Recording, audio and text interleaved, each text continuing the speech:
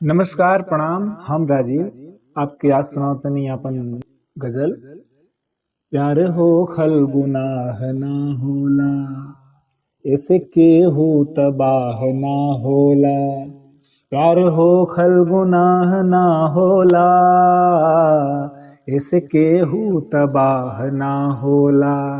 फिर भी सच्चाई और मोहब्बत के, फिर भी सच्चाई और मोहब्बत के, फिर भी सच्चाई और मोहब्बत के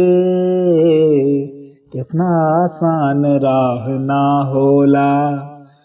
प्यार हो खल गुनाह ना होला।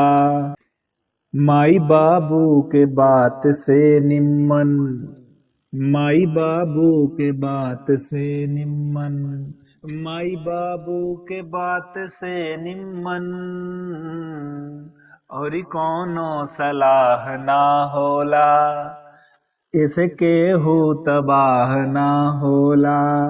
अब त लागत बा खेती बाड़ी से, अब त लागत बा खेती बाड़ी से ज्यादा बड़हन गुनाह ना होला।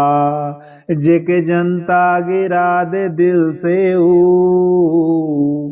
जेके जनता गिरा दे दिल से ऊ, जेके जनता गिरा दे दिल से ऊ, कुछ भी हो खेला शाह ना होला।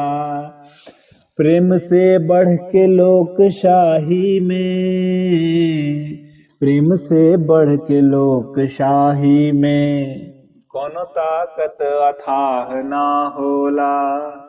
दिल से निकले न जब ले तब तक ले,